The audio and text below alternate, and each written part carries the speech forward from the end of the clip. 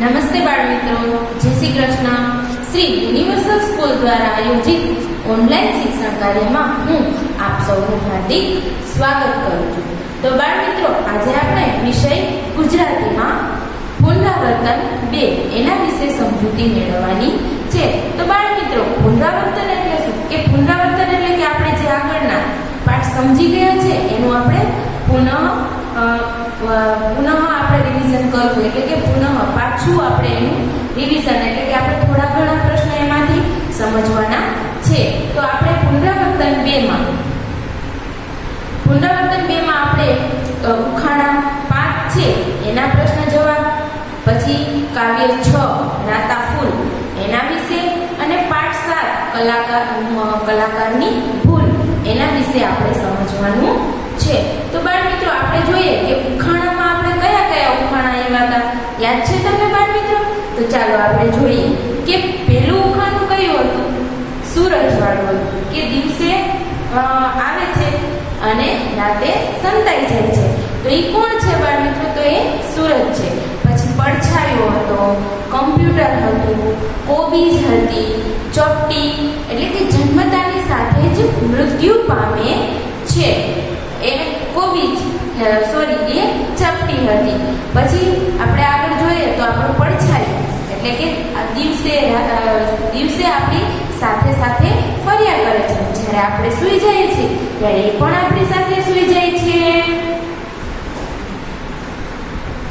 તો બાળ મિત્રો, એના પછીનું ઉખાણું આપણે કહ્યું હતું કે એક પાન, બીજું પાન, પાનની અંદર પાન, અને એ પાન કેવા? લીલા ધોળા. તો એ કોબીજ હતું. પછી જે ખવાય છે પણ ખૂટતો નથી, શું હતો? હિંચકો હતો. પછી જે વૃક્ષ પર રહે છે પણ એ પક્ષી નથી. પછી ભરેલું છે પણ જળ ભરેલું છે એમાં, પણ એ ઘોડો નથી. માથે જટા છે પણ એ જોગી નથી. અને તે ત્રિનેત્ર છે પણ શંકર નથી. બાળ મિત્રો, આ શું હતું? તો એ નાળિયેર હતું. એવા આપણે જુદા જુદા ઉખાણા સમજ્યા હતા. અને મેં તમને એક ઉખાણું પણ પૂછ્યું હતું. કયું હતું? યાદ છે? 2 માણસને 22 કાન વાળું. યાદ આવ્યું ને બાળ મિત્રો? જો 2 માણસને 22 કાન કોણ હતા? રાવણ અને મંદોદરી. રાવણના 10 માથા અને એક માથું મંદોદરીનું, એટલે થયા બાળ મિત્રો 22 કાન. આપણે ઉખાણામાં એ સમજ્યા હતા. પછી આપણે રાતા ફૂલ કાવ્ય હતું ને, કે રાતા ફૂલ કાવ્ય છે એ 6 નંબરનું આપણું જે પુસ્તકમાં એનો ક્રમ જે છે એનો 6 છે. એ રાતા કાવ્ય છે એ આપણે સમજ્યા હતા. તો બાળ મિત્રો, રાતા ફૂલ છે એમાં આપણે શું સમજ્યા હતા? કે ઝુમકડું છે. ઝુમકડું કેવું છે? તો કે રાતા રંગનું છે. અને ભમરે રંગોલર્યું, કે એને જોઈ અને એ ઝુમકું છે એ ખૂબ જ મજામાં આવી જાય છે. કોને કોને જોઈને?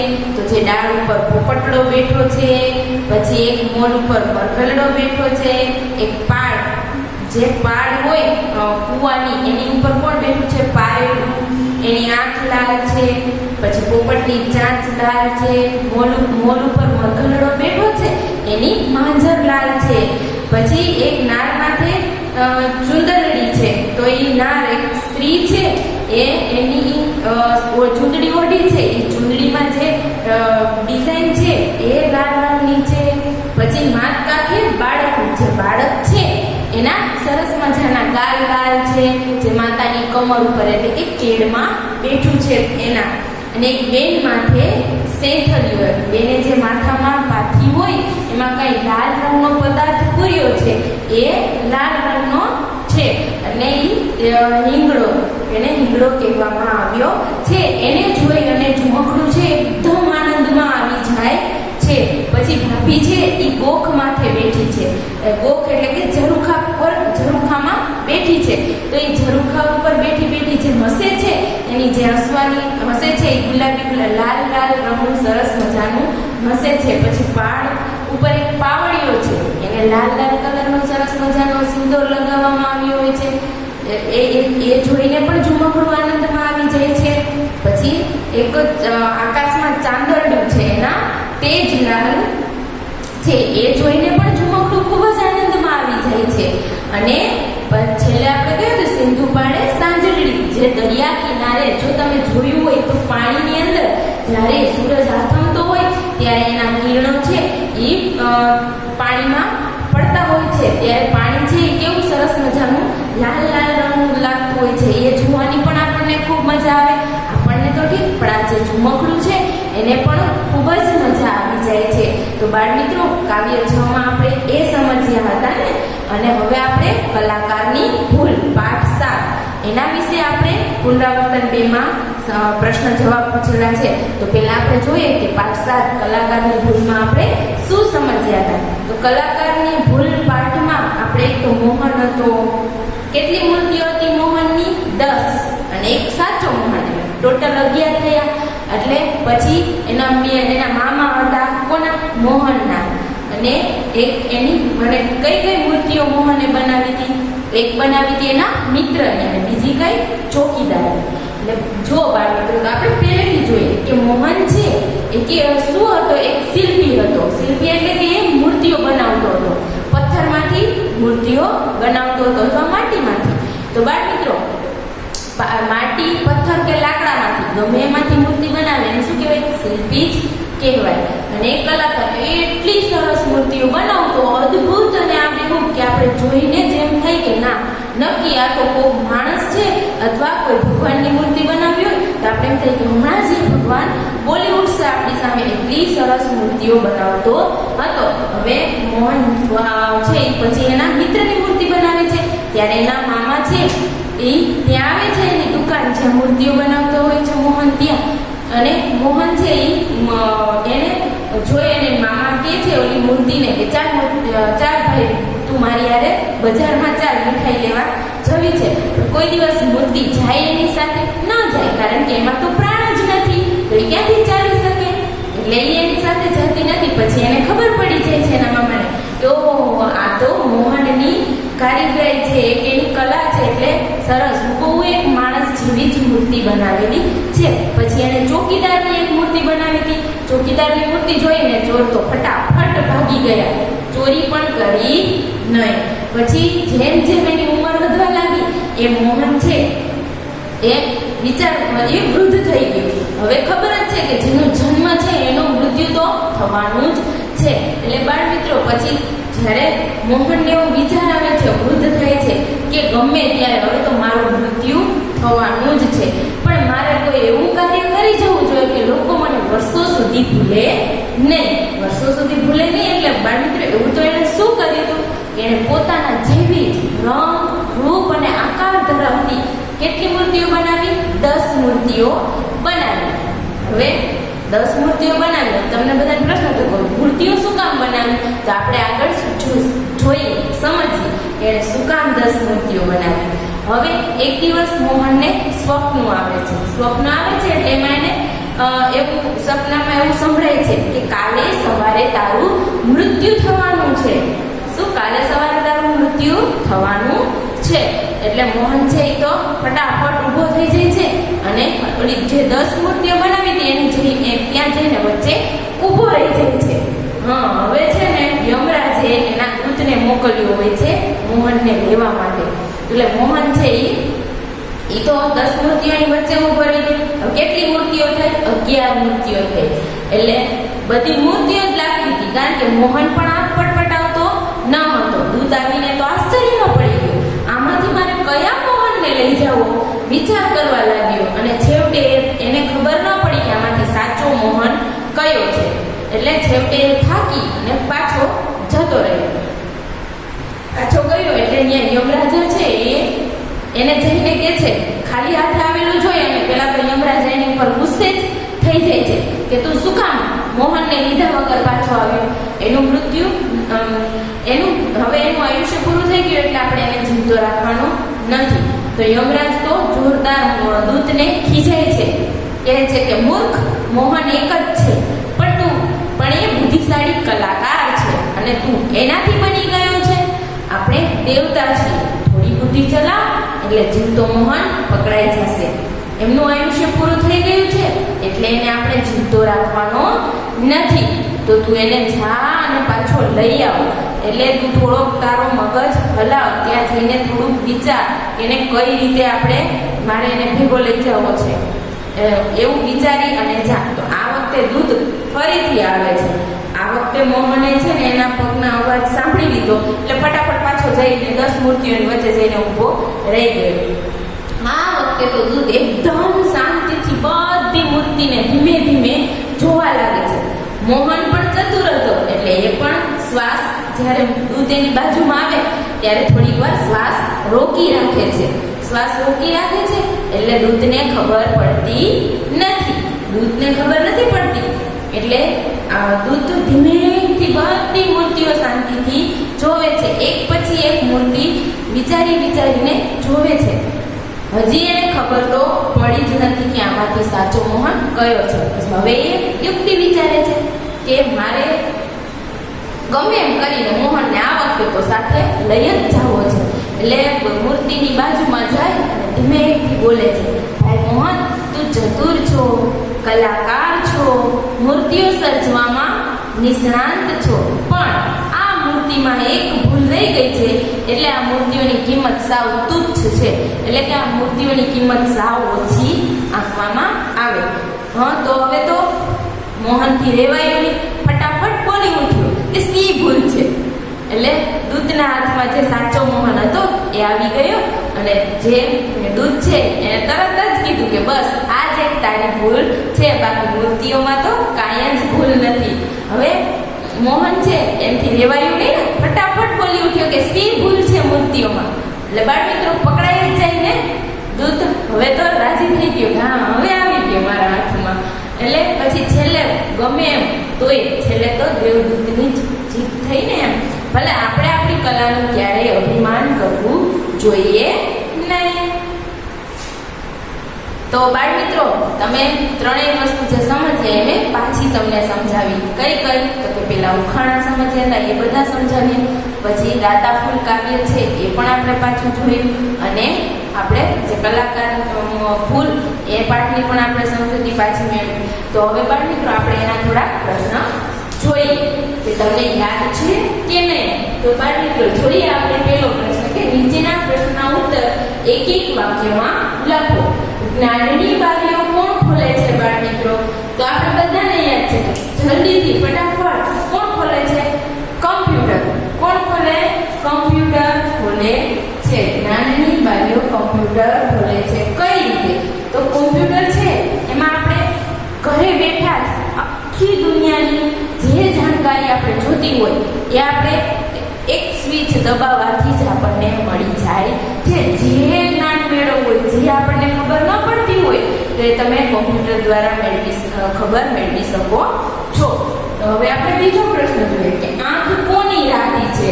તો બાળ મિત્રો જે પાર ઉપર બેઠેલું પારેલું છે, પારેલું એટલે કે કબૂતર, પારેલાની આંખ છે એ રાતી છે, એટલે કે લાલ રંગની છે. હવે મોહનને શું સ્વપ્ન આવ્યું? તો બાળ મિત્રો હમણાં જ આપણે જોયું, હમણાં જ આપણે સાંભળ્યું કે મોહનને સ્વપ્ન આવ્યું કે તેનું મૃત્યુ કાલે જ થવાનું છે. મોહનનું મૃત્યુ કાલે જ થવાનું છે એવું એને સ્વપ્ન આવ્યું. મોહનને સ્વપ્ન આવ્યું કે તેનું મૃત્યુ કાલે જ થવાનું છે. હવે આપણે જોઈએ મોટો પ્રશ્ન છે કે કલાકાર મોહન વિશે તમને 5-6 વાક્ય લખવાના કહેવામાં આવે તો તમે શું લખો? તો પેલા આપણે પાઠમાં જે સમજૂતી મેળવી એમાંથી જ આપણે વિચારવાનું કે મોહન છે એ શું કરતો હતો. પેલા તો એક શિલ્પી હતો ને, તો આપણે પેલો પોઈન્ટ લખશું કે મોહન એક શિલ્પી હતો. હવે આપણે એનું મોહનનું નામ શું હતું? ખરું નામ શું હતું? કે એનું ખરું નામ તુલ મોહન હતું. એટલે લોકો એને ખાલી મોહન કહીને જ બોલાવતા. મોહન છે એનું ખરું નામ તુલ મોહન હતું, લોકો એને મોહન કહીને જ બોલાવતા હતા. જો એનું ખરું નામ તુલ મોહન હતું, લોકો એને મોહન કહીને જ બોલાવતા હતા. હવે મોહન છે કેવી મૂર્તિઓ બનાવતો હતો? તો કે અદ્ભુત અને આબેહૂબ મૂર્તિઓ બનાવતો હતો. એટલે કે હૂબહૂ જેવી મૂર્તિ આપણે કેવી કોઈ ભગવાનની હોય કે કોઈ માણસની હોય બનાવે તોય સેમ એ માણસ જેવી જ, પણ એની અંદર એક જીવ બાકી સેમ ટુ સેમ એના જેવી જ મૂર્તિ બનાવતો હતો. તેણે પોતાની કલાનું શું હતું તો કે અભિમાન હતું. મોહનને પોતાની કલાનું અભિમાન હતું. અને પાંચમો પોઈન્ટ છે કે મૃત્યુ નજીક આવતા તેણે પોતાના રંગ, રૂપ અને આકાર ધરાવતી કેટલી મૂર્તિઓ બનાવી તો કે 10 મૂર્તિઓ બનાવી હતી. તો આપણે પહેલેથી કલાકાર મોહન વિશે 5-6 વાક્ય સમજવાના છે. તો આપણે જોઈએ કે મોહન એક શિલ્પી હતો. બીજું વાક્ય છે કે તેનું ખરું નામ તુલ મોહન હતું. ત્રીજું વાક્ય છે કે લોકો એને મોહન કહીને જ બોલાવતા. આ વાક્ય છે એ આપણે અલગ પણ લખી શકીએ કે તે અદ્ભુત અને આબેહૂબ મૂર્તિઓ બનાવતો હતો. ચોથું, તેને પોતાની કલાનું અભિમાન હતું. ને મૃત્યુ નજીક આવતા મોહને પોતાના રંગ, રૂપ અને આકાર ધરાવતી 10 મૂર્તિઓ બનાવી. તો બાળમિત્રો, હવેનો આપણો આગળનો પ્રશ્ન નંબર 3 છે એ ઉખાણા છે. તો બાળમિત્રો, તમને પણ કેટલા બધા ઉખાણા આવડતા હશે, આવડે છે ને? તો એમાંથી કોઈ પણ 2 ઉખાણા જો તમને પૂછવામાં આવે તો તમે એ ઉખાણું લખી શકો અને જે ઉખાણું લખો એનો જવાબ પણ નીચે લખી નાખવાનો જો આપણને પૂછવામાં આવે તો. જો બાળમિત્રો, હું તમને અહીં ઉખાણા સમજાવું. 2 કે વગર દોરડે વાતો કરે સૌના પાડે ફોટા. જો બાળમિત્રો, આટલું કીધું તો પણ તમને સમજાઈ ગયું થોડું. હજી આગળ જુઓ કે ગીત સંભળાવે, પ્રસંગ બતાવે અને એને વાપરે નાના મોટા સૌ. વિચારો જોઈએ શું હશે આ. હજી એક વખત કહું કે દોરડા વગર વાતો કરે. એમાં દોરડું નથી, છતાં પણ આપણે કોઈની સાથે વાત કરવી હોય તો એનાથી કરી શકે છે. અને એ સૌના ફોટા પાડે છે. અને ગીત સંભળાવે છે, પ્રસંગો બતાવે છે અને નાના મોટા સૌ વાપરે છે. તો બાળમિત્રો, તમને સમજાઈ ગયું શું છે? વિચારો જોઈએ. આ છે મોબાઈલ. શું છે? મોબાઈલ. જો એ ગીત પણ આપણને સંભળાવે છે કે નહીં? ફોટા પણ પાડે છે ને? એમાં દોરડું નથી, છતાં પણ આપણે વાત કરીએ કે નહીં? પહેલાના જમાનામાં તો ફોન કયો હતો? જે ટેલિફોન હતો એમાં તો દોરડું હતું. એમાં તો એક બીજી એટલે ટૂંકમાં લાંબુ એવું દોરડું પણ આપણે કનેક્ટ કરવું પડતું. પરંતુ આની અંદર એવું કાંઈ છે નહીં. અને એ પ્રસંગો પણ બતાવે. જો તમારેમાં ગમે એ કાંઈ સ્ટોરી વાંચવી હોય કાંઈ પણ તો એમાં આવી જાય છે ને. અને એ નાના મોટા અત્યારે તો તમે પણ વાપરો છો ને, મોટા એટલે કે અમે પણ વાપરીએ છીએ. એટલે એ છે મોબાઈલ. હવે આપણું છે બીજું ઉખાણું કે પરોઢે એ પેદા થાય છે એટલે કે સવારમાં એ આવે છે અને લીલા ઘાસમાં સૂઈ જાય. સવારે આવે છે એટલે કે પરોઢે પેદા થાય છે અને લીલા ઘાસમાં સૂઈ જાય છે. મોતી જેવી સુરત દેખાય, સૂરજ જોતા જ ઉડી જાય. સૂરજને જોવે એટલે તરત જ ઉડી જાય છે. એ શું છે બાળમિત્રો? તો એ છે ઝાકળ.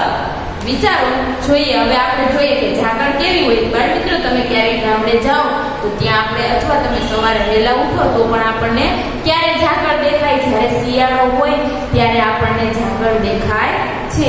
કે પરોઢ એટલે કે સવારમાં જ આવે છે. સવારમાં આપણે વહેલા ઉઠ્યા હોય અથવા આપણે ક્યાંય બહારગામ જતા હોય તો તમે જોયું હોય કે આપણે આપણી ગાડી હાલતી હોય તો એની આગળ આપણે દૂર સુધી દેખાતું નથી, થોડુંક જ આગળ એવું દેખાય છે, બાકી બધે જ ઝાકળ હોય છે. પરોઢે પેદા થાય છે, લીલા ઘાસમાં સૂઈ જાય છે. મોતી જેવી સુરત એની દેખાય છે. મોતી જેવા, મોતીના જેવા ઘાસ ઉપર એક પડેલું હોય ઝાકળ, તેનામાં પાણીના જે બૂંદ હોય એના જેવું થઈ જાય છે. અને સૂરજ જોતા જ એ વહી જાય છે. કે સૂરજના કિરણો જેવા પૃથ્વી ઉપર પડે છે એટલે ઝાકળ ઓછી થવા લાગે છે. તો આ શું છે બાળકો? ઝાકળ. હવે આપણે આગળ જોઈએ વાર્તા. આપણો ચોથો પ્રશ્ન છે કે વાર્તા. એ વાર્તા કઈ છે? તો ચિત્ર વાર્તા છે. આપણે ચિત્રને જોતા જશું અને એનાથી આપણે એ ચિત્ર જોઈ અને આપણે વાર્તા બનાવતા જશું. તો બાળમિત્રો, આપણે પહેલું ચિત્ર જોઈએ કે આ પહેલા ચિત્રમાં તમને શું દેખાય છે? જુઓ, એક બે બિલાડી દેખાય છે. પછી શું એક પાળેલું દેખાય છે. અને એક થડ જેવું છે જે વૃક્ષ છે એ ખાલી એવું ઠૂંગું એવું ઊભું છે અને આજુબાજુમાં ઘાસ દેખાય છે કે નહીં? હા, એ છે ઘાસ. તો બાળ મિત્રો, તમે આ ચિત્ર જોયું ને પેલું? તો હવે આપણે આગળ વાર્તા જોઈએ. ચિત્ર જોતા જોતા જ આપણે સમજતા જઈએ. તો બાળ મિત્રો, તમે ચિત્ર જોયું ને? તો હવે આપણે વાર્તા જોઈએ. એ ચિત્ર પેલું ચિત્ર હતું, એમાં આપણે શું જોયું? તો ચોમાસાની ઋતુ એટલે કે ચોમાસાની સિઝન આવી હતી, એટલે કે ચોમાસાના દિવસો હતા. હવે ચારે બાજુ સરસ મજાનું લીલું લીલું ઘાસ ઉગેલું હતું. હવે એમાં શું થયું? એક દિવસ ત્યાં ઝાડનું જે એક પંખી છે ઉડતું ઉડતું જે ઓલું ઝાડનું થડ છે એના ઉપર આવીને બેસી ગયું. એવું ચિત્રમાં આપણે જોયું. અને થોડી વાર થઈ ત્યાં બે બિલાડી પણ આવી ગઈ અને એ થડ પાસે જે પક્ષી બેઠું હતું એની પાસે જે થડ હતું એની આ બાજુમાં એક બિલાડી આ બાજુ અને એક બિલાડી આ બાજુ બે ઊભી રહી ગઈ અને બે છે એ જોવા લાગી. બંને છે એ પક્ષી સામે જોવે છે કે આ પક્ષીનો શિકાર કોણ કરશે? હું જ કરીશ એમ. એક બિલાડી આ બાજુથી એવું વિચારે છે અને એક બિલાડી આ બાજુથી એવું વિચારે છે. તો પહેલા ચિત્રમાં આપણે આટલું જોયું. હવે આપણે જોઈએ બીજું ચિત્ર. તો બાળ મિત્રો, જુઓ, આ છે આપણું બીજું ચિત્ર. જુઓ, શાંતિથી તમે આ ચિત્ર જુઓ કે આમાં આપણને શું દેખાય છે. આ ચિત્રમાં આપણને બે બિલાડી દોડતી હોય એવું દેખાય છે. દેખાય છે ને તમને? બે બિલાડી જે સામે બે જે ઓલા પક્ષીનો શિકાર કરવા ઈચ્છતી હોય એ તમને દેખાતું હશે. તો બંને બિલાડીએ પંખી ઉપર તડાપ મારવાની તૈયારી કરી અને પોતે જ પક્ષી તો ઉડી ગયું પણ એ પોતે જ એ શિકારમાં આવી ગઈ. તેને વિચારીને બંને બિલાડીઓ છે એ તો ઘુરકવા લાગી.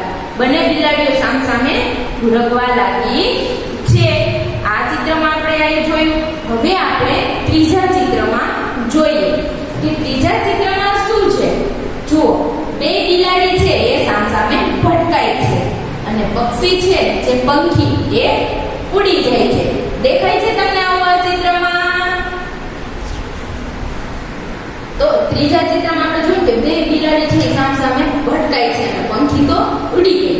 તો હવે પંખીને ખબર કેમ પડે? તો બે ઘુરકતી હતી ને એનો અવાજ આવ્યો પંખીને. હા, નક્કી હવે આ બે મારી ઉપર તડાપ મારવાની છે. એટલે તરત જ ઓલું પંખી છે એકદમ ઉડી ગયું અને બે બિલાડી છે એ ઝઘડવા લાગી. હવે અને પંખી છે એ પંખીનો શિકાર કરી શકી નહીં અને બે ઝઘડે છે.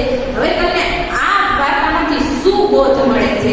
કે બેની લડાઈ હોય એમાં ત્રીજો ફાવી જાય.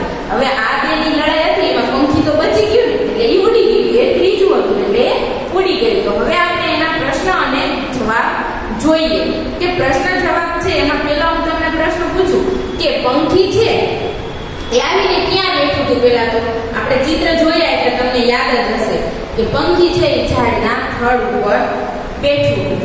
જે ઠૂંગું હતું, થડ હતું, કાપેલું વૃક્ષ હતું, એનું ઠૂંગું હતું, એના ઉપર પંખી બેઠું હતું. હવે બંને બિલાડીઓ કેમ ઘુરકવા લાગી હતી? એને શું હતું?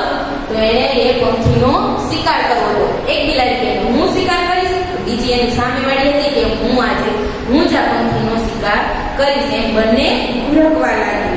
આ વાર્તા પરથી આપણને શું બોધ મળે છે? તમને આ 3 પ્રશ્ન પૂછ્યા તો તમને આ વાર્તામાંથી શું બોધ મળે છે? કે બેની લડાઈમાં ત્રીજો ફાવે. તો બાળ મિત્રો, આપણે આગળનો પ્રશ્ન જોઈએ કે પ્રશ્ન 5. હવે એમાં શું છે? જો નીચે આપેલી કહેવતોનો અર્થ જાણો અને એના જેવી જ બીજી કહેવતો લખો. આપણે એક કહેવત છે, આપેલી કહેવત છે, એ કહેવત પહેલા આપણે સમજીએ, પછી એના જેવી આપણે બીજી 4 કહેવત લખવાની છે. તો જો, જેવું વાવો તેવું લણો. તો એનો અર્થ શું છે? કે જેવું કાર્ય કરો તમે તેવું જ તમને એનું ફળ મળે છે. એટલે આપણે જો જેવું વાવો તેવું લણો. આપણે જો જેવું કાર્ય કર્યું હશે આપણને સામે એવું જ ફળ મળશે. તો આપણે એકદમ આપણે પહેલા તો હોમવર્ક જ જોઈએ. જો તમે સરસ અને શાંતિથી HW કરેલું હશે તો આપણા અક્ષર સરસ જ લાગે ને? તો તમને પણ ગમશે. અને જો પેટ ઉતારેલું જો ફટાફટ ટીવી જોતા મોબાઈલ જોતા કે એમ આપણે લેસન કરેલું હોય, એટલે કે મોબાઈલમાં આપણે કોઈ ગીત સાંભળતા હોય, કોઈ કાર્ટૂન જોતા તમે HW કરેલું હોય તો એમાં કાંઈ ઘણી વાર હોય નહીં. એટલે જો આપણે જેવું કાર્ય કરીએ તેવું જ આપણને ફળ મળે. જો તમે શાંતિથી મન દઈને એક પ્રશ્ન તમે વાંચશો ને તો તમને આવડી જ જશે. અને જો તમારું મન રમવામાં, તમારો જીવ છે એ રમવામાં હોય અને જો તમે પ્રશ્ન વાંચો તો એ પ્રશ્નનો જવાબ તમને આવે નહીં. એટલે આપણે જેવું કાર્ય કરશું એવું જ આપણને ફળ મળશે. હવે આપણે કેટલીક કહેવતો એના જેવી આપણે બીજી જોઈએ કે ઝાઝા હાથ રળિયામણા. જો આપણે એકલા કામ કરીએ તો એ કામ બહુ લાંબુ ચાલે, એટલે કે આખો દિવસ પણ થઈ જાય, નાનું એવું કામ હોય. અને જો આપણે 6-7 જણા એકહારે કામ કરતા હોય તો એ કામ આપણું ફટાફટ થઈ જાય છે. હવે આપણે બીજી કહેવત જોઈએ કે ઝાઝી કીડીઓ સાપને તાણે. જો બાળ મિત્રો એક કીડી હોય તો એ સાપને ખેંચી શકે ના. ઝાઝી બધી કીડીઓ હોય તો એ આખા સાપને પણ ખેંચી આવે છે. નાની અમથી કીડી પણ જો સાપને ખેંચી શકતી હોય તો આપણે પણ જો ઝાઝા બધા હારે રહી અને કામ કરીએ તો આપણું કામ પણ સરસ થાય છે. એવી જ રીતે આપણે ત્રીજી કહેવત જોઈએ કે પારકી આસ સદા નિરાશ. હવે આપણે જો બીજાની આશા રાખીને બેઠા હોય કે આ વ્યક્તિ મને કરી દે તો જ હું આ કરી શકું, તો જ હું આ કરી શકું કામ, તો એ કામ આપણું થાય નહીં. બીજાની આશા રાખેલી હોય કે મારો ફ્રેન્ડ છે એ મને સ્વા આપે, એની સ્વા લખી દે પછી મને લખાવે, તો એવી આશા રાખવાની નહીં. આપણે જ્યારે ટીચર લખાવતા હોય ત્યારે જ આપણે લખી લેવી જોઈએ. એટલે પારકી આસ સદા નિરાશ. બોલે તેના બોર વેચાય. જો બાળ મિત્રો તમે જો કાંઈ જ બોલો નહીં, એમને બેઠા રહ્યો તો કોઈને ખબર ના પડે કે આપણી અંદર કેટલું નોલેજ છે.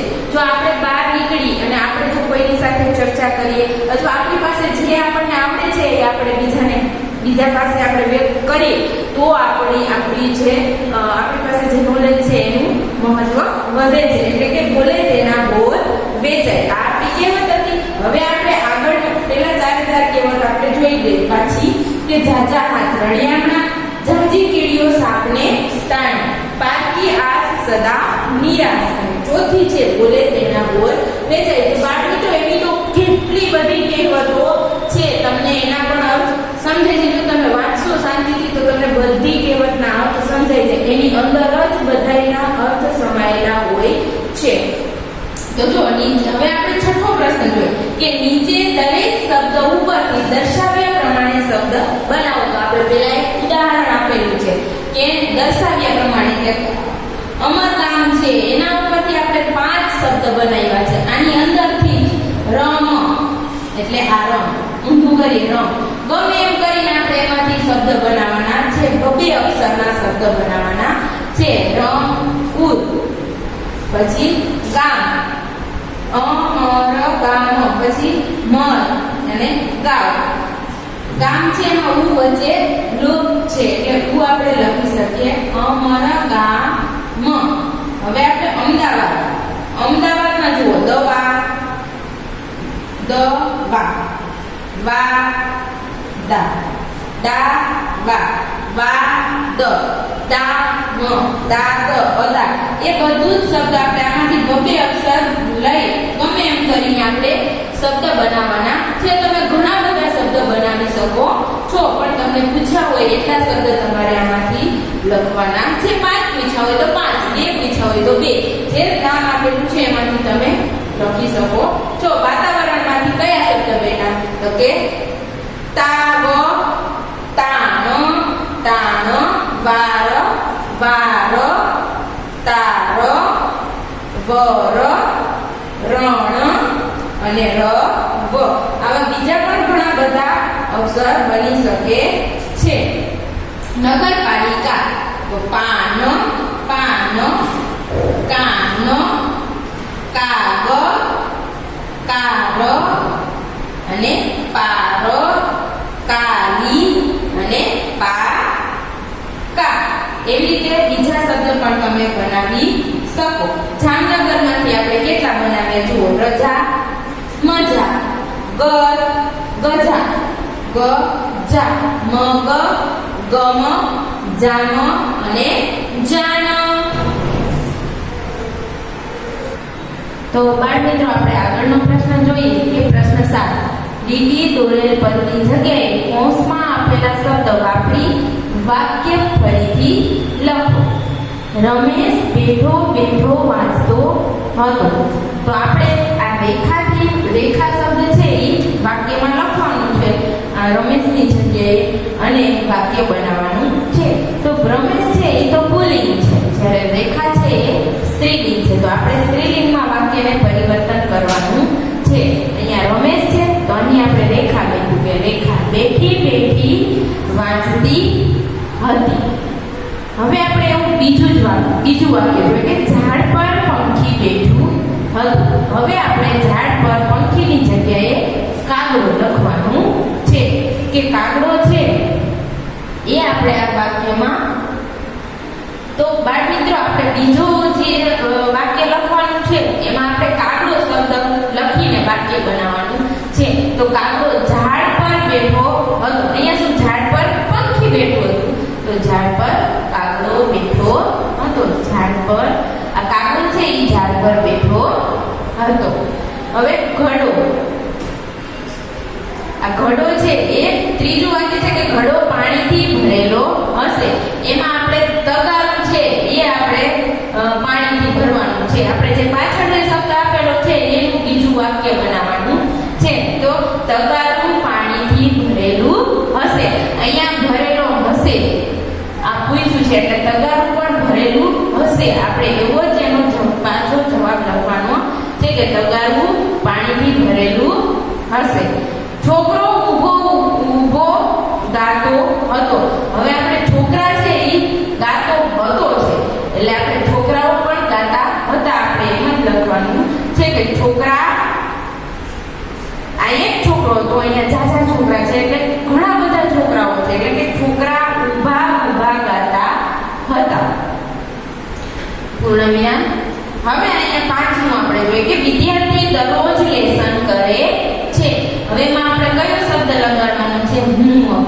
અહીંયા છોકરા અને અહીંયા તગાર લખ્યું હતું ત્રીજામાં, ચોથામાં છોકરા.